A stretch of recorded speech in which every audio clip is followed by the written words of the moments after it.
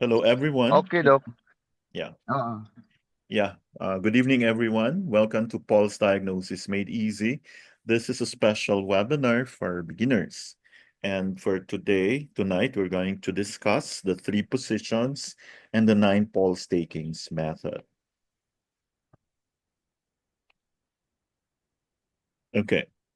I think by now you have learned that there are three factors that are responsible for the pulse image. And nakadepende po dito sa tatlong factors na to ang production ng pulse image. Number one is the pulsation of the heart. Actually, it is the pulsation of the heart that is the driving force of the pulse. No? Second would be the chi and blood that are circulating within the vessels. This is the material foundation. In fact, we feel that on the middle level. And thirdly, we have the five Zhang organs that work cooperatively to guarantee the normal pulse conditions. Heart and vessels are the main organs that form the pulse image, while the chi and blood are the material foundation forming the pulse image. So, ano po yung necessary factors to form the normal pulse condition? First, the patient should have sufficient heart chi, heart blood, heart yang, heart yin, full vessels, and smooth transmission of chi and blood. So the features of how the other organs influence generation and movement of chi and blood and participate in forming normal pulse condition. So in Chinese medicine po, lahat po ng organs contribute to the production, to the condition of the pulse. The first one is the lung, because we all know that the lung governs the chi and unites all vessels. Second would be the stomach and spleen, which is the source of production of chi and blood. Third, we have the liver, which stores blood. It actually regulates the volume of the blood and dominates the free flow, raises the chi, and maintains the chi dynamic. And number four, the kidneys, which store the essence, which is the root of yuan chi. So, what are the three positions and nine pulse takings method?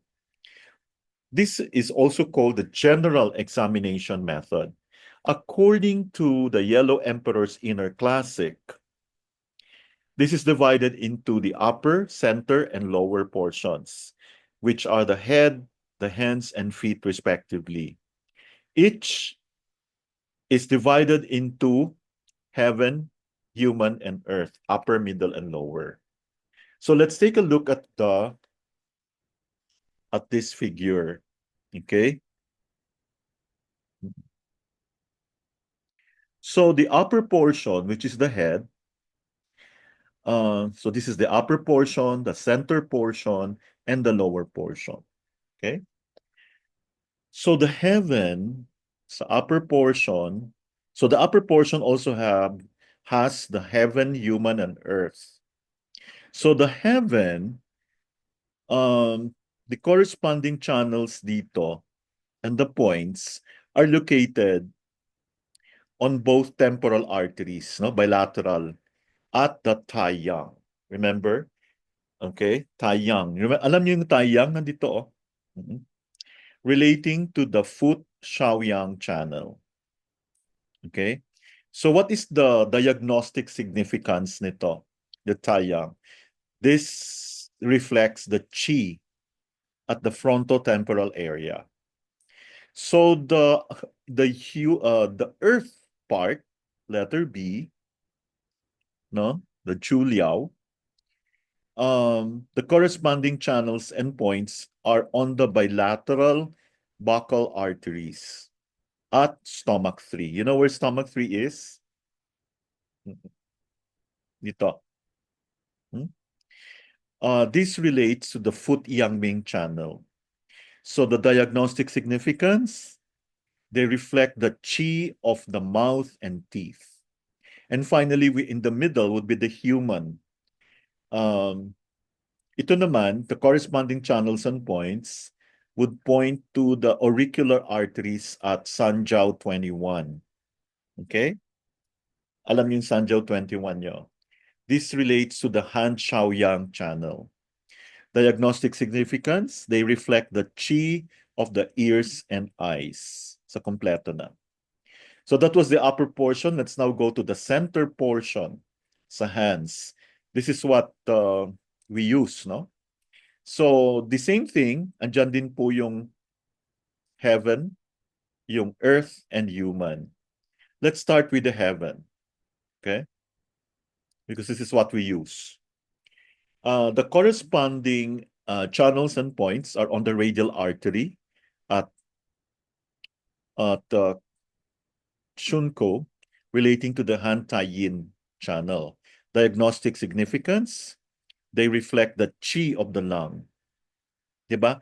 The heart is the one that provides the power, but it's the lung chi that makes the blood move, no? And then the earth part is the corresponding channels and points. They converge at Li4. Familiar kayo sa Li4? This relates to the Han Yang Ming channel. Diagnostic significance, this reflects the chi of the chest. Kaya kung sumasakit yung dibdib mo, you can actually press this area. The correspond for the human part, no? The Shenmen, the corresponding channels and points are on the ulnar artery relating to the Han Shao Yin. Okay? The diagnostic significance, they reflect the heart chi. So lung chi, heart chi, chest chi. Then lastly, we have the lower portion.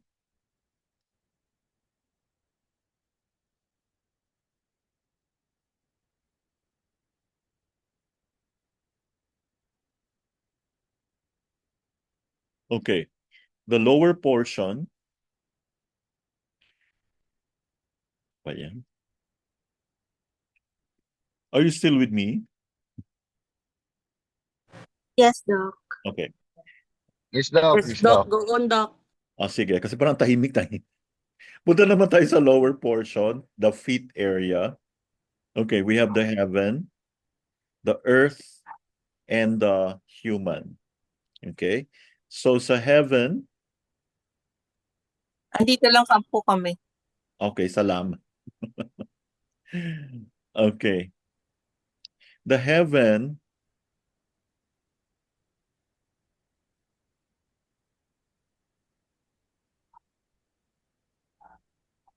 dito yung heaven. Dito yung heaven. Dito yung heaven. Liver 10. Liver 10, liver 3. No? So the corresponding channels and points nasa femoral artery at liver 10 or liver 3. No, the Tai Chung. Dito. This relates to the foot yin channel. The diagnostic significance is that they reflect the liver chi. And then the earth part, nandito po yung earth part, we have the kidney 3, no? The Tai Chi. Corresponding channels and points nasa medial, posterior, malleolar artery at kidney 3 relating to the foot Shao Yin. Diagnostic significance, this reflects the kidney chi. Okay? And then finally, the human. The corresponding channels and points here are on the medial femoral artery, okay, at the spleen 11 or stomach 42. Diagnostic significance, they reflect the chi of the spleen and stomach. Okay, so just to show you that there are 9 pulses. Okay. Now let's go to the assessment. So I need your participation here.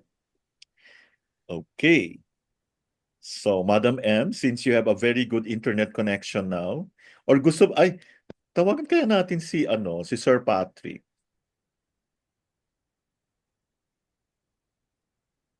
Sinagot mo ba to, Sir Patrick? O kanina ko lang to sinabi. The 3 sections of the pulse. Anyone? O like Madam M na lang. The 3 sections. Remember niyo yung Chun Quan Shi, no? Okay, the inch or the front. Ano po? Yeah. The tsun. Then the quan is the gate. 3 sections po ng pulse. Yeah. Yung pong sa ano, 3 sections. opo, at saka Tatlo. yung guan yung nasa gitna. Okay. Yung Opo, nasa yung malapit tsun, sa'yo. yung sa may unahan, malapit sa thumb. Yung guan, yung nasa gitna. Okay. Tapos, yung pinakadulo opo. Okay. Yung What are foot, yung pinaka malayo sa thumb. Okay. Malapit sa arms. So these are the 3 sections, no? Okay, punta naman tayo sa positions ng pulse. Nagchachapi ka, Dok. Yung pinakauna is yung tinatawag na tune. Yun. Or the Yun. inch, 3 no? positions ng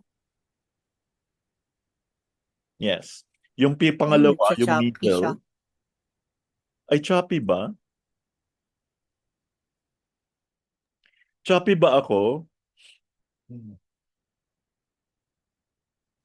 Okay naman, Doc. Wala mo. Oo. Okay, siguro mahina yung signal niya. Di ba bagong kabit lang yan?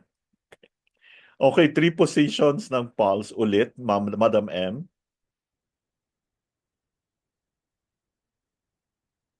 Ay, sino yung ang dilim-dilim? Okay. Mukhang walang ilaw si Sir Patrick. Okay. So, nawala si Madam M. Let me share with you the answer. Nasa, nag, nagdadrive ako. Okay. Sige. Okay lang po. Wag na kayong Okay. We have the inch or the tsun, the front position. This reflects the yang Okay, energies. Doc. Okay. The gate or quan, the middle, and the foot or shear, they represent the yin energies. Okay. So, yung yang, yung sa front, yung sa likod, yung middle and likod are the yin. Okay? So, ibig sabihin, hindi siya dapat malakas. Now, what are the 3 sections? Inulit lang to. Sorry. Now, let's go to assignment of pulse positions to organs. Okay. According to the book, The Classic of Difficulties, the organs are assigned to pulse position. They follow the generating cycle of the 5 elements. So sa left, can you see? We have the heart and small intestine, liver and gallbladder, then the bladder and kidneys. For the right, we have the lungs, the large intestine, spleen and stomach, pericardium, and triple burner. But other books will tell you it's kidney yin. Okay? What is the common thread of pulse assignments? So, ang front or tsun position reflects the upper burner. The middle or quan position reflects the middle burner. The rear or shear position reflects the lower burner. Okay? Okay. Yin and yang organs as reflected on the pulse. Would you like to answer this? Who would like to answer po?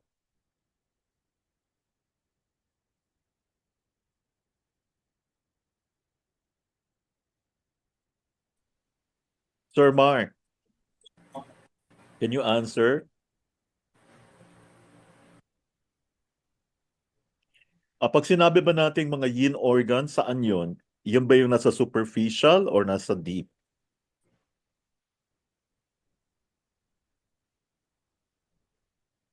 Ma'am Trix? Superficial. Yeah. Sorry, yin. It's sa deep siya. Okay. Kasi- The superficial Kasi- pulses, the superficial level, yun yung state ng yang organs. Yung deep yin. level, state ng yin Yin. organs. Pero normally, you should be able to feel the pulse sa middle. Okay? Middle level. We have demonstrated that last time, di ba? Okay. Um, let's look at the small and large intestine channels versus the organs in pulse diagnosis. The small and large intestines are sometimes placed on the front, sometimes nasa rear. Do you agree? Oo. 'Di ba yung small intestine kapartner ni heart, ang large And intestine naman kapartner ni uh ni lung. lungs. So sabi dito, sometimes they are put on the rear position. The small and large intestine are the subject of widest discrepancies in pulse diagnosis because the connection between the two organs and their channels is looser than that of the other organs. So parang pwede lang siyang ilipat-lipat. Kaya usually, kasi nga, because of its location, right? Nasa post, lower burner. The small and large intestine organs are in the lower burner while their channels are in the arms. You remember? Large intestine, small intestine. So the functions of intestinal organs do not correspond closely to those of their channels. So ito yung loose connection ng dalawa compared to the other organs. So we don't really put so much attention to the small intestine and large intestine. Okay? So let's look at the clinical interpretation of the pulse in acute versus chronic conditions. Okay, in acute conditions, okay, ano example ng acute when you have fevers, after operations, during infections? Assessment of individual pulse positions is somewhat less important than that of its overall quality and rate. So ibig sabihin, when you see patients sa acute, you don't actually pay so much attention to each of the pulses. Okay? Pero pag chronic, okay, pag nasanay na sa problema niya, isa-isahin mo na yung mga organs. Okay? Now, let's talk about this. The pulse as a reflection of heart chi. So, ang pulse as a whole, kahit mayroon tayong kanya-kanyang organs, they reflect the state of the heart chi and heart blood. Heart governs blood and blood vessels, so it is therefore natural that disharmony of the heart may reflect on the pulse as a whole. So, bottom line talaga niyan, you're actually checking the health, the heart chi, and the heart blood. Okay? Any irregularity of the pulse, okay? Like knotted, hasty, hurried, intermittent, they always indicate a heart disharmony, whatever the other internal organs that may be involved. So when it comes to quality of the pulse, you're actually more concerned about the heart chi. Tindihan nyo? So what does this tell us? When you feel the pulses, you're actually determining the heart chi. Kasi eventually, if ang ang organs mo muna maapektuhan before the heart itself. So, ibig sabihin, like, if it's a very chronic thing, you will expect the heart to be so, pag affected na yung heart, dyan na yung medyo marami na tayong problema. Okay? So, it says here, pag may irregularity sa pulse, katulad nito, we will all study this, no? Ano ko mahirap ito aralin, but we will teach you, if you are already, sa Pulse Matters, ewan ko kung nagustuhan ni Sir, may pumasok last time sa tawagan kaya natin si Sir. Dok, hindi ko ma-access yung Pulse Matters. Di ba nag-send ka na sa akin ng link? Oo, Hindi, bakit? hindi ko ewan ko, siya. Hindi ko siya maklik. Ba't di mo ako sinabihan? Baka Send ko ulit. Na-access mo ba, sabi ko, Ma'am Trix? Yes, Doc. Oh, sige, ibig Doc, sabihin, siya, I think baka need mo i-open siya sa another, tab. nag-try ako tab. nag-try ako sa Android at saka sa iPhone. Pareho mang ayaw. Kaya sabi ko, Parang baka kailangan kasi i-open sa tab. Yung parang Kasi parang yung kasi di ba pag clinic mo yung link na binigay ni Doc, tapos pupunta siya doon sa parang, yung parang join something, parang naka-disabled, hindi siya mapindot na mapindot. ayun nga, Pindupin mo. i-open mo siya sa bagong link tab. Parang sa Google. I-open mo siya as, oo. Continue. Ay, okay. Sige, Mm-mm. send ko ulit. Try Sige, mo. try ko. Kasi Try ko hindi po na pa. mamaya. Thank Sige. you. Alright. So thank you for that. So again, when we check the irregularity of the pulse, regardless of the organ it represents, it is still a heart imbalance. Okay? So this is quite a bit of a challenge, pero I know we can always come up with something.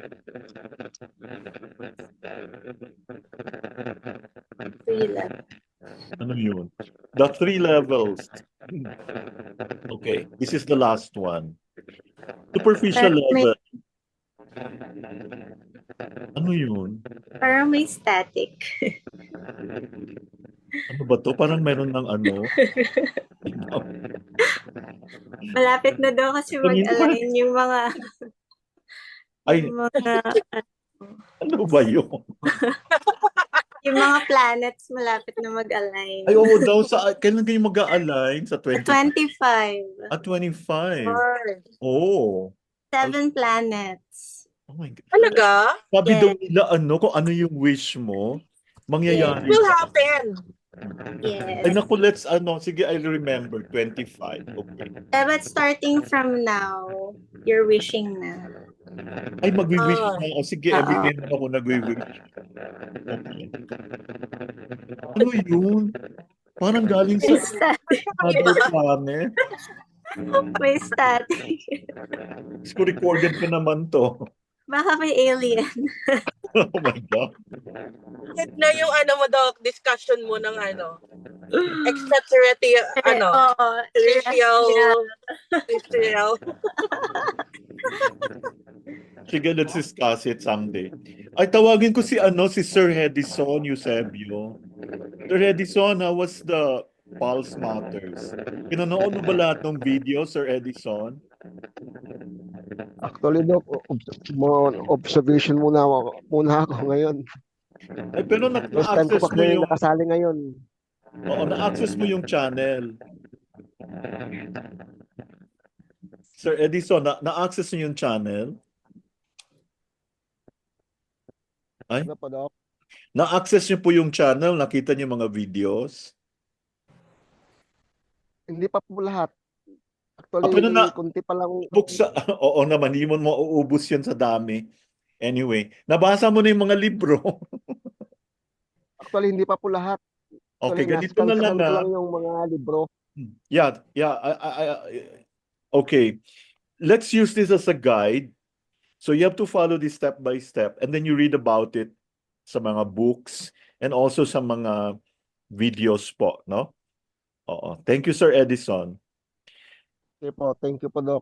Okay, you Salamat. try to feel this po, ha? Okay, yung tatlo, alam nyo naman paano, di ba? Yung superficial level, you have to use a very light pressure. Okay? So you're actually, this corresponds to the qi, the yang, and the yang organs. Okay? So, kung ramdam na ramdam mo yung pulse, example, di ba the heart, no? So, ibig sabihin, hindi lang, pag naramdam mo siya sa superficial, it's not actually the heart that you're feeling. It's already the small intestine. Or grabe yung heart fire or heart yang mo. Do you follow? Okay? Yes. Now, and then you have to feel the deep level. Okay. So you're not supposed to feel talaga dito. Kaya lang, if medyo may problema na, so this actually, you have to feel this with heavy pressure. And then this corresponds to the yin and yin organs. Okay? And the middle level, moderate pressure lang. and this corresponds to the blood.